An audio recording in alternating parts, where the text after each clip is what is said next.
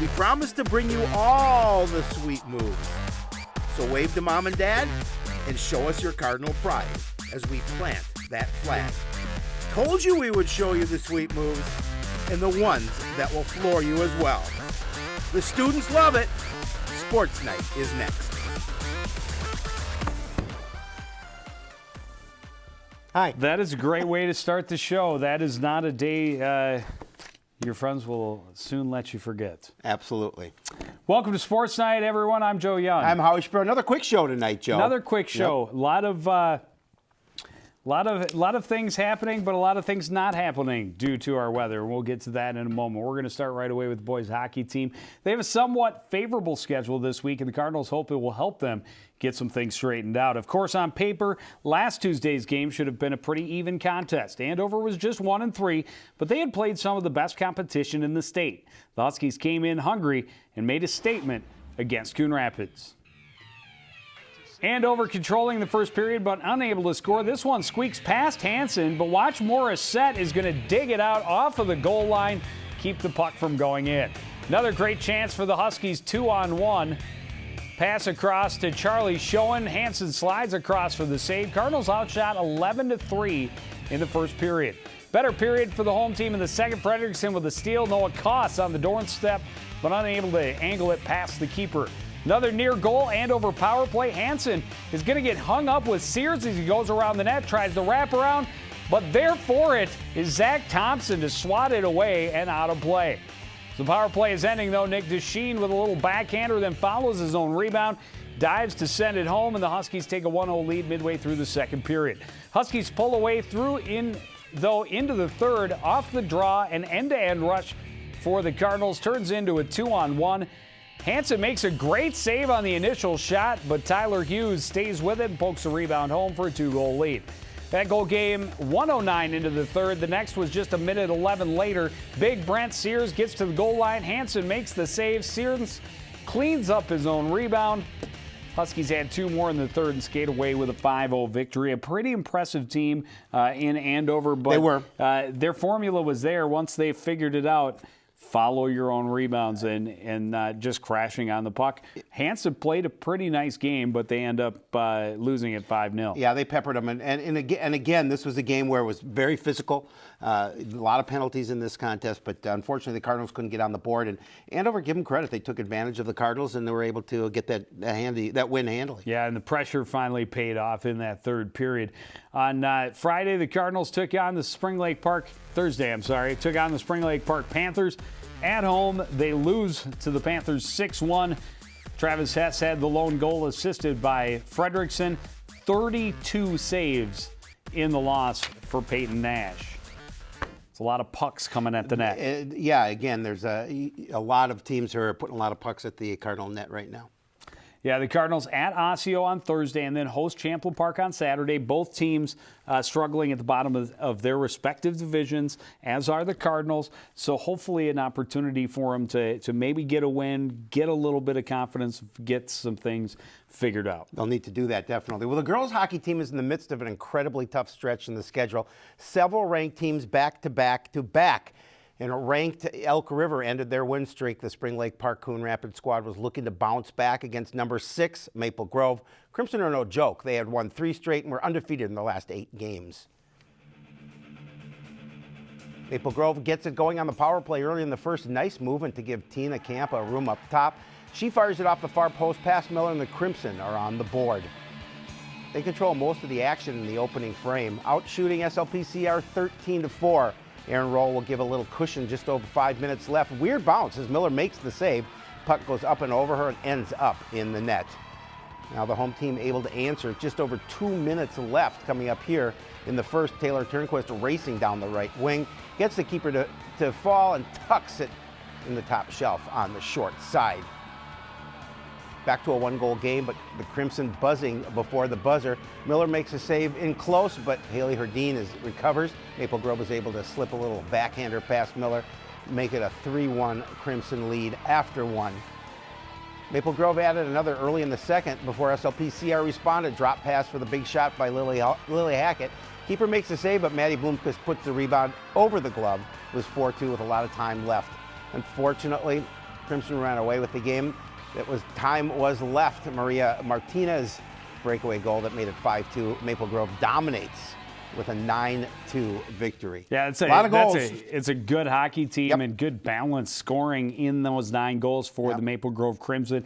I think, SLPCR with this merger has become definitely a team that other ranked teams are kind of looking at and going, they're definitely come ready to play. But Maple Grove, I think, is on that next level and really playing well this season.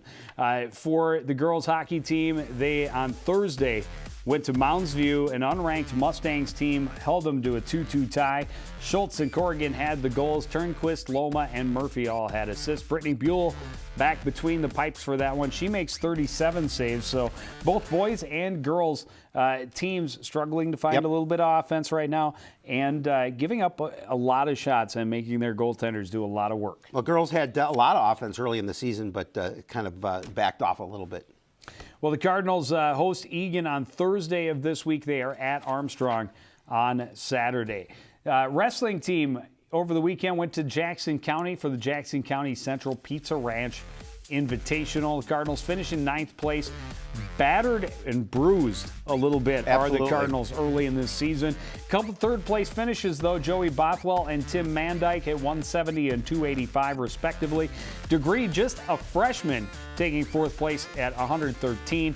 Halseth, a 5th-place finish, along with Medimba finishing in 7th at 138, and Howe taking 8th place at 152. And Howie, we'll get our first chance to see the wrestling team in action on Thursday at a very good Centennial team. Yeah, and this is a team, as you mentioned, a little banged up coming into this are the Cardinals, and they're going to get some wrestlers back, but they're 50-50 chance of getting a full squad. So, Centennial is definitely an up-and-coming wrestling squad, and this is an opportunity for Coon Rapids, maybe some of the other kids to step up if those starters can't go. Well, the Cardinals have, over the past few years, really had the Cougars number, but the Cougars are really strong this season, and again, they are a team that gets to state a lot out of that other section, and they are going to give the Cardinals fits, especially with them a little bit nicked up. Then Friday and Saturday, the Cardinals down in Rochester for the 65-team Minnesota Christmas Tournament.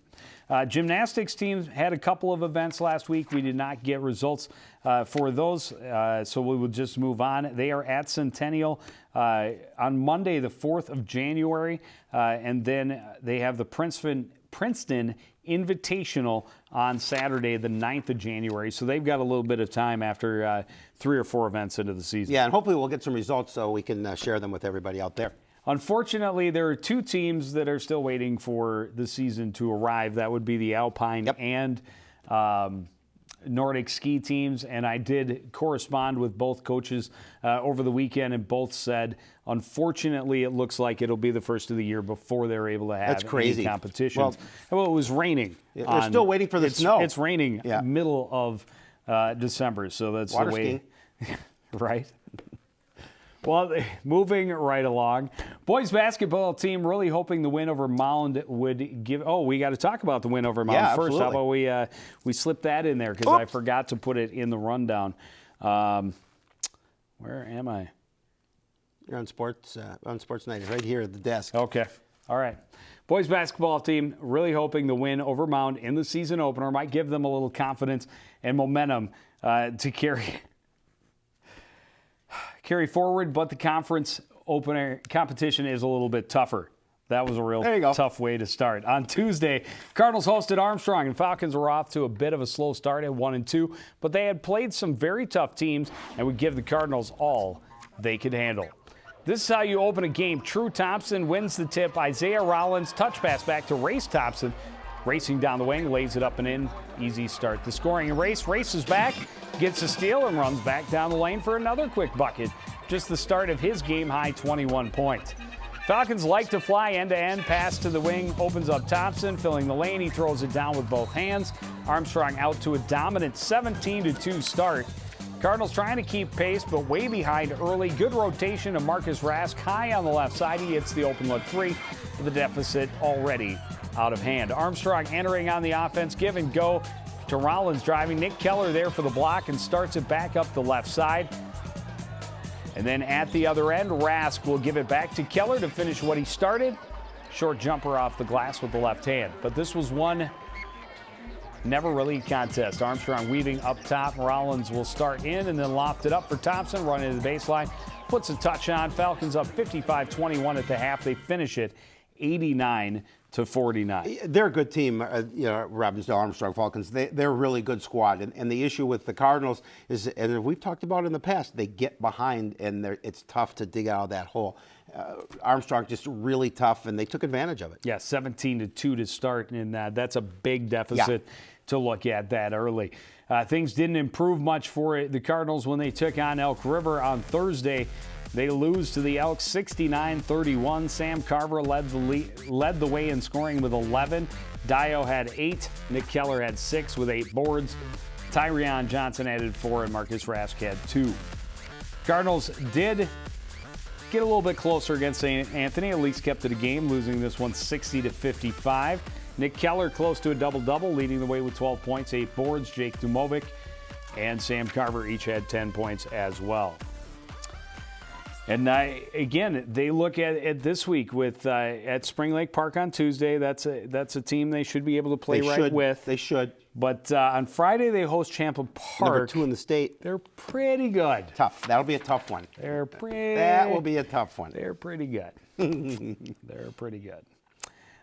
Girls basketball team started their season on Monday night of last week, hosting the Greyhounds from Duluth East, and the Cardinals get the victory to start the year 58-50. Yeah, nice opening win for the program. Absolutely exactly how you want the season to start. Well, the Cardinals feeling pretty good coming off Monday's win over Duluth East, but opening the conference schedule on Thursday would prove a tougher task. Elk River was 1-1 but annihilated Buffalo and lost a close game to 7th-ranked Hopkins. They have size, speed, and skill, and they showed it off against Coon Rapids. Things starting off right for the Cardinals. Nice coast-to-coast passing, no dribbling required. Sophomore Ellie Carver finishes it off underneath Coon Rapids on the board first. We're still early in the first half. Carly Anderson just over midcourt, runs out of room and gets her pocket picked by Ava Kramer, who takes it in alone and lays it home to put Elk River in front. Cardinals staying close early. Movement to the middle leaves Carly Anderson all alone on the wing. She hits the 3, makes it a 1-point game. Coon Rapids attacking again. Coming here, good passing down low leads to Aaron Jenkins, bringing it back to the paint for a little jump hook. It's still a tight game. Nice bucket there. But the Elks pull away midway through the first. Great patience and passing in the offensive end. Eventually, it's Danielle Lockmiller hitting the 17-footer. Nice movement around the perimeter. Cardinals playing some catch-up, and they get a big bucket from Nicole Fraser. She hits a 3 from the corner all alone. Nice shot outside, no defense. But the deficit is just too big, too early for the Cardinals to overcome. More patience and then a great look to 6'3" Abby Shy down low for the easy 2. Elks lead 45-18 at the half, on their way to a 76-26 win. Ouch. Pretty good basketall team right there.